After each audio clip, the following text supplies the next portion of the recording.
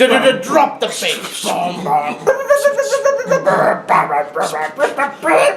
bass, drop the bass, drop the bass. Drop your fish. Drop your bass.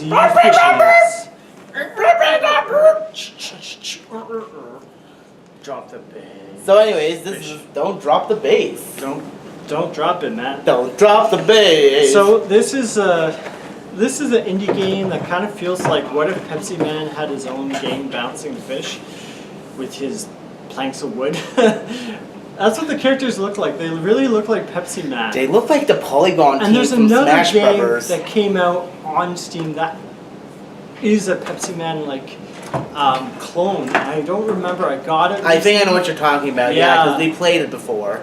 And now Pepsi Man's no, not that one. But there's another one. And what were the modes for this? This really feels It was like co-op, last man standing, and like a sort of roulette mode. I feel like I think the graphics are good enough. It's got like a cartoony, like plasticky, fishy.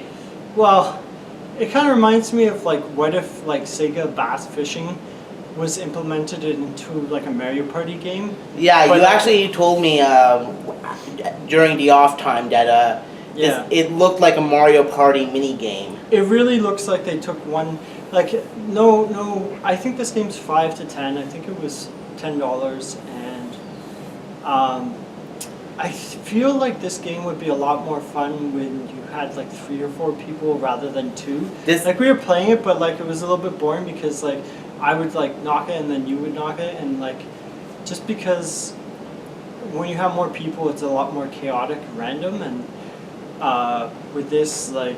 With 2 people, it's just like playing GoldenEye with 2 people. Like it's not the same. Yeah, like it's when you have or Bomberman. Like if it was just you and I playing Bomberman, like Would you say this is a con game? I don't know. I can see this being like a mystery game where someone just brought it out randomly, and then everyone's like, "What the heck is this game?" And it's like, oh. Okay, this is funny and ridiculous and weird, but I'm not sure if people would like flock to this game. I feel like it's more of like a surprise, like. And I think that's the thing with like this. Like you said, it's a Mario. It's a gimmick game. Yeah, it's basically like if somebody took a Mario Party mini game and expanded upon it. Yeah. And it's not bad. I mean, the concept itself is not bad. It's fun, but I feel like how I was able to win is I was able to like keep jumping, but first like I was having problems jumping. So like if you can jump over the person and like keep bouncing the fish, like it's really hard for them to get back in the score. Even so, like there was this one mode where it's literally the first person to touch the bass on their thing wins because this is how it works, you know. You're in an arena. One side is losing. One side is yours. The other side is your opponent's. The opponent has to bounce his fish on his side and get 2 points. You have to bounce the fish onto your side, but every time you do, it's -1 point. So what happened? It discouraged me from actually, trying to win, and I basically backed myself into a corner. And Jim even noticed this, and he's like, "Hey, I'm gonna win."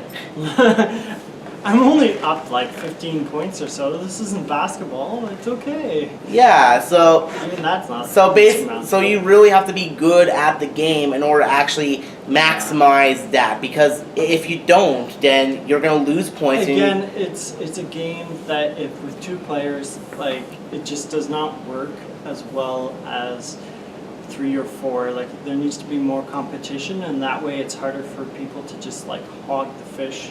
Yeah, or even like there's a good co-op experience to be had with this game. Yeah, that's why I feel like $10 is worth it. But if you're just gonna play it on your own, I don't think there's any AI too. So that's my biggest thing. Like, it's a solid game if you have friends, but say you don't have friends that weekend. Or if your friends aren't even interested, because I can remember like you'd have like a bunch of games on your thing, but everyone just wants to play Dauntless, which is basically Smash. Yeah, but Dauntless is like Fortnite Monster Hunter, so.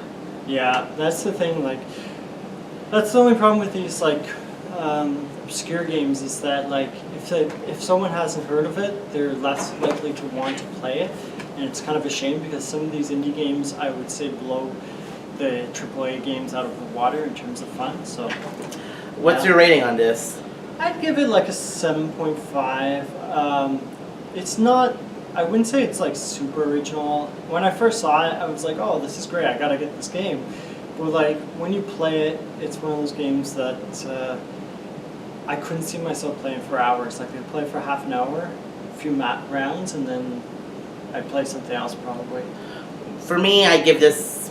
Yeah, I want to say 6 because it's literally a like one mini game out of Mario Kart. Yeah, but like this is a very like it's okay. I like the concept. I like the physics. I like everything. I even like the cool power-ups you get.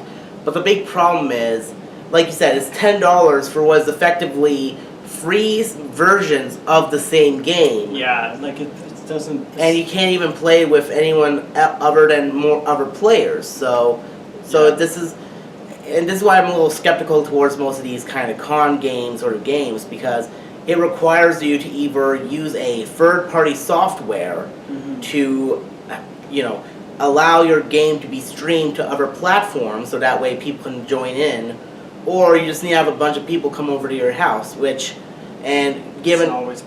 what you said, like, basically, like, if people gave you a choice between Don't Drop the Bass or Smash Brothers, what are they going to pick? Smash, because they got Obviously. So that's why I'm giving it a 6. Yeah. Like nothing personal against the game. I really like it. The concept is good. It's just that this is literally a bass in a sea of bigger fish. Yeah. And on that note, I need to fish. Keep on fishing. Fish for some bass. Bass fishing. I think it's bass. Bass fishing.